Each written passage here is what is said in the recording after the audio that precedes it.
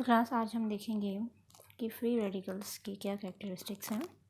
Previous lectures में हम देख चुके थे इसकी चंद कैरेक्टरिस्टिक्स और आज हम अदर देख रहे हैं कि फ्री रेडिकल्स को हम डिवाइड कर सकते हैं टू क्लासेस में। It means there are two types in two classification of free radicals. ये जो क्लासिफिकेशन है इसकी जो पहली क्लासिफिकेशन है वो है जी in the first the product result from the combination of two radicals. सबसे पहले क्लासिफिकेशन हम करते हैं कि आपका जो प्रोडक्ट बनता है वो दो रेडिकल्स की कम्बिनेशन से बनता है, ठीक है। और सेकेंड क्लास हमारे पास है कि the product result from the reaction of radicals with the molecule. और एक इसकी क्लासिफिकेशन ये है कि आपका जो प्रोडक्ट बनता है वो बनता किससे है, जब कोई भी किसी भी किस्म का रेडिकल रिएक्ट करता है किसी मॉलिक्यूल के साथ। इसका मतलब रेडिकल्स को हासिल करने के आपके पास दो तरीके हैं। अब हमारे पास इस तरह की रिएक्शंस क्या हैं, क्या एग्जांपल जिनमें हम ये क्लासिफिकेशन यूटिलाइज़ कर रहे हैं। तो सबसे पहले जो हमने क्लासिफिकेशन देखी जिसमें दो रेडिकल का कम्बिनेशन होता है। दो रेडिकल का कम्बिनेशन मींस एक आपके पास आर रेडिकल है, दूसरा आर रेडिकल है।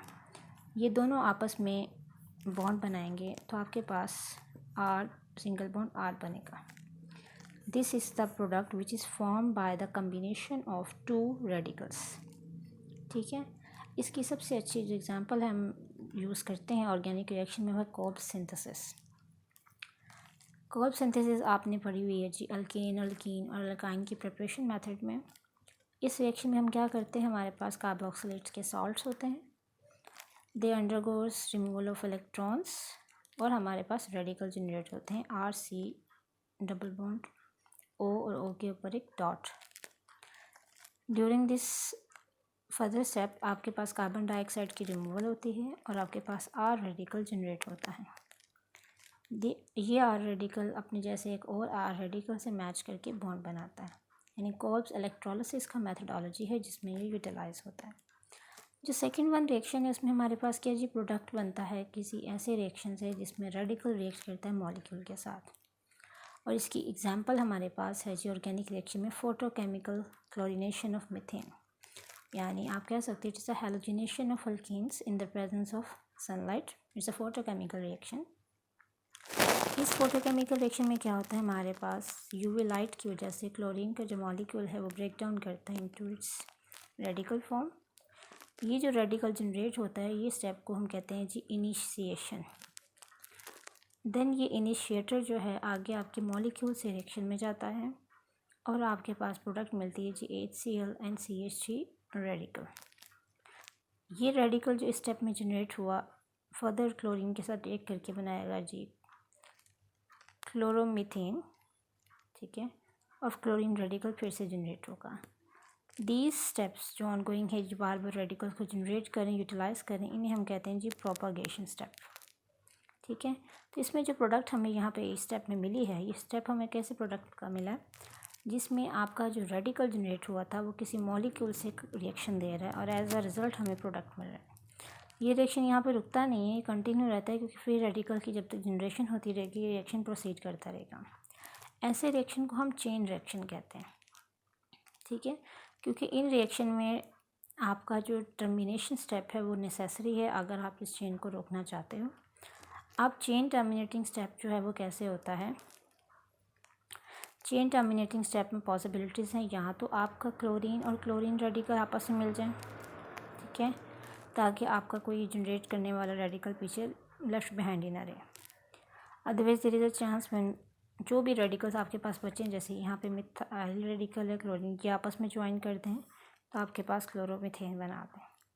अनदर वन इज़ ये जो CH3 है और भी CH3 during the reaction release होते हैं उन रेडिकल्स के आपस में रिएक्शन की वजह से आपके पास इथेन बन जाए, what ever it could be. ये सारे आपके पास टर्मिनेशन के स्टेप हैं।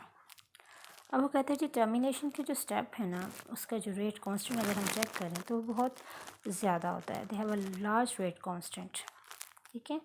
लेकिन वो कहते हैं इनकी जो अमाउंट होती है वो कम होती है क्योंकि इनको जो जनरेट हम करते हैं एज़ कम्पेयर टू आप देखें कि बाकी सब चीज़ों के तो रेडिकल्स की तादाद इनिशिएट करते हुए कम होती है, ठीक है। और उनकी जो अगर उनकी कंसंट्रेशन रेडिकल्स की लो है सो उनकी प्रोबेबिलिटी कि वो अपने जैसे मॉलिक्यूल से टकराएं रेडिकल टू रेडिकल की ज्वाइनिंग करें सेम एटम आपस में, ये थोड़ा सा डिफ़िकल्ट है। इसकी बजाय वो कोशिश करते हैं कि जो मॉलिक्यूल से टकराएं, ये क्लोरीन की कोशिश होगी वो किसी मॉलिक्यूल से टकरा जाए। तो इनकी जो टर्मिनेशन का स्टेप है उसका रेट कांस्टेंट ज़्यादा है, दैट इज़ वाई ये आपस में टर्मिनेट बहुत जल्दी नहीं होते और ये चेन रिएक्शन के अंदर ही फ्लो करते रहते हैं। और इसका मतलब ये हुआ कि छोटी सी भी अमाउंट रेडिकल की अगर जनरेट होती है तो आपके पास चेन रिएक्शन की काफ़ी बल्क अमाउंट में प्रोसीडिंग होती है। अब ये जो रिएक्शन है इनको समटाइम हम रेडिकल कैटेलाइज्ड भी कहते हैं, ठीक है, क्योंकि ये रिएक्शन आपका बार बार रेडिकल की जनरेशन होती रहती है, फर्दर मॉलिक्यूल से रिएक्ट करता रहता है और ये चेन रिएक्शन प्रोसीड करता है।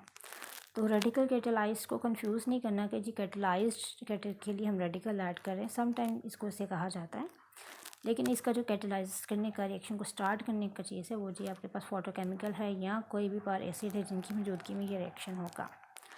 दूसरी इंपॉर्टेंट चीज़ क्या है कि आपका जो रिएक्शन होता है, जो फ्री रेडिकल या रेडिकल कैटेलाइज रिएक्शन होते हैं, इनके अंदर इनहिबिटर्स भी ऐड होते हैं। इनहिबिटर्स के साथ भी रिएक्शन करवाया जाता है। इनहिबिटर्स का काम क्या होता है कि रिएक्शन को थोड़ा सा स्टॉप या रेजिस्ट करते हैं। इसके लिए सबसे एक इम्पॉर्टेंट जो कॉमनली यूज़ होने वाला रिएक्टर है वो जी नाइट्रिक ऑक्साइड है। ये रेडिकल्स को इनहिबिट करता है by forming nitrous oxide. Nitric oxide से नाइट्रस ऑक्साइड बनता है हमारे पास, ठीक है। ये नाइट्रस ऑक्साइड जो हमारे पास सिंथेसाइज होता है ये रिएक्शन को इनहिबिट करने के लिए होता है। और इसके अलावा आपके पास और भी इस तरह के कंपाउंड्स मौजूद हैं जो यूटिलाइज़ किए जाते हैं। फॉर एग्जांपल एक कंपाउंड क्विनॉल है, ये भी हमारे पास एक गुड इनहिबिटर के तौर पे काम करता है, क्योंकि इनहिबिटर जब तक आपके रिएक्शन मिक्सचर में रहेगा आपका चेन प्रोपगेशन स्टेप स्टार्ट नहीं होता। जब पूरी तरह इनहिबिटर यूटिलाइज़ हो जाता है फिर आपके पास चेन प्रोपगेशन का स्टेप आ जाता है, यानी चेन कंटिन्यू रहती है। तो यहाँ पे आपके पास जी डायोल्स हैं, इसमें हम आर रेडिकल डालेंगे, इनिशिएट करेंगे रिएक्शन को, यहाँ से बॉन्ड टूटेगा और नेगेटिव डॉट आ जाएगा, इट्स रेडिकल जनरेटेड। ये डिलोकलाइज्ड हो जाएगा और जो डिलोकलाइज्ड हो जाता है वो स्टेबल प्रोडक्ट में जाता है हमारे पास। तो ये सारी जो चीज़ें हैं ये आपके पास इसी कैरेक्टरिस्टिक्स में इन्वॉल्व होती हैं।